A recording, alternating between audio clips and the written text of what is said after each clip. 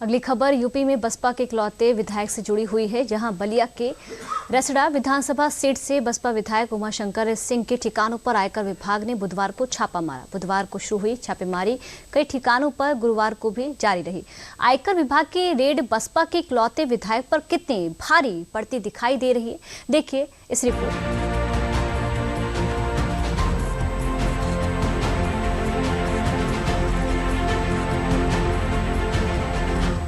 ये चेहरा यूपी की सियासत में शुमार बड़े नामों में से एक है, जिसने अपनी पार्टी के लिए यूपी में सियासी जमीन सुरक्षित रखने का काम किया।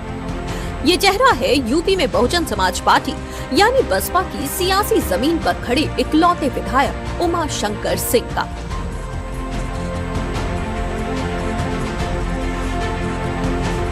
लेकिन इन पर बुधवार सुबह मुश्किलों का पहाड़ टूट पड़ा, जब बसपा विधायक उमाशंकर सिंह के लखनऊ, बलिया के आवास और सोनभद्र में उनकी कंपनी के दफ्तर पर आयकर विभाग ने छापा मार दिया।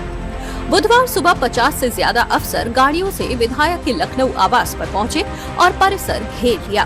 किसी के अंदर बाहर जाने पर रोक लगा दी। टीम ने फाइलें, इलेक्ट्रॉनिक डिवाइस और रिकॉर्ड खंगाले। बुधवार को शुरू हुई आयकर विभाग की ये रेड गुरुवार को भी जारी है। विधायक उमाशंकर सिंह के ठिकानों पर आयकर विभाग की छापेमारी दूसरे दिन भी जारी है। सोनभद्र, कौशाम्बी और बलिया में कार्रवाई चल रही है, जबकि लखनऊ के आवास पर छापेमारी खत्म हो चुकी है। खबरों के मुताबिक यहां से टीम को करीब 11.5 करोड़ रुपए कैश मिले हैं। इसके अलावा महंगी घड़ियां, सोना चांदी और कीमती जेवर भी बरामद हुए हैं। बुधवार को आयकर टीम ने एक साथ 15 से ज्यादा ठिकानों पर छापेमारी की थी। खबरों के मुताबिक आयकर विभाग 1000 करोड़ रुपए की टैक्स चोरी के मामले में फाइलें, इलेक्ट्रॉनिक डिवाइस और अन्य रिकॉर्ड खंगाल रहा है। हालांकि खबर लिखे जाने तक आधिकारिक तौर पर बरामदगी की पुष्टि नहीं की गई है। उमाशंकर सिंह के कुछ ठिकानों पर आयकर विभाग ने थोड़े फिल्मी अंदाज में रेड डाली। सोनभद्र के रॉबर्ट्सगंज में कंपनी के दफ्तर खंगालने 12 गाड़ियों में पहुंची आयकर विभाग की टीम में से कुछ गाड़ियों पर शादी के पैम्फलेट लगे हुए थे, यानी अफसर बाराती बनकर पहुंचे थे। बलिया जिले के रसड़ा विधानसभा से विधायक उमाशंकर सिंह पर आयकर विभाग को इतनी बड़ी कार्रवाई के पीछे क्या अटकलें लगाई जा रही हैं, उसको भी समझ लेते हैं। दावों के मुताबिक अगस्त 2025 में आई कैग रिपोर्ट में खुलासा हुआ था कि उनकी कंपनी ने 33,604 घन मीटर गिट्टी का अवैध खनन किया। इससे सोनभद्र में अवैध खनन कार्यों से करीब 60 करोड़ रुपए की राजस्व हानि हुई थी।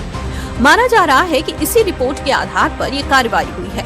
हालांकि विभाग की ओर से अभी कोई आधिकारिक बयान नहीं आया है। पार्टी में उमाशंकर सिंह का दर्जा कितना बड़ा है, इसका अंदाजा इस बात से भी लगाया जा सकता है कि बसपा सुप्रीमो खुद उनकी तबीयत खराब होने पर अपने विधायक का हाल लेने उनके घर पहुंच गई थी, जो यूपी की सियासी गलियारों में एक लंबे समय तक चर्चा का विषय रहा था। उमाशंकर सिंह को बसपा सुप्रीमो का बेहद करीबी माना जाता है। इसकी एक वजह ये भी मानी जाती है कि जब बसपा के बड़े से बड़े नेता 2022 में अपनी विधायकी बचाने में नाकामयाब हो गए थे, तब उमाशंकर ने जीत दर्ज कर बसपा की लाज को बचा लिया था। वो बलिया की रसड़ा सीट का प्रतिनिधित्व करते हैं और 2011 से बसपा के साथ जुड़े हैं। उमाशंकर सिंह 2012, 2017 और 2022 में रसड़ा सीट से लगातार विधायक बने हैं। 2022 में उमाशंकर सिंह ही बीएसपी के एकमात्र उम्मीदवार थे जो अपनी सीट बचाने में कामयाब रहे। यूपी की 18वीं विधानसभा में उमाशंकर सिंह बसपा के इकलौते विधायक हैं।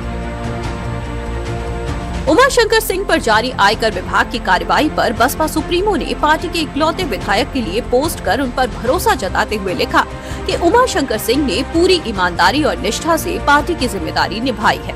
बसपा सुप्रीमो का ये बचाव अपने इकलौते विधायक के लिए था या फिर यूपी में बची बसपा की सियासी जमीन के लिए, ये साफ नहीं है। पर एक बात साफ है, रसड़ा से विधायक उमाशंकर सिंह पर लगे आरोप अगर सच साबित होते हैं तो न सिर्फ उनके लिए बल्कि उनकी पार्टी के लिए भी 2027 में होने वाले विधानसभा चुनाव का सफर आसान नहीं होगा।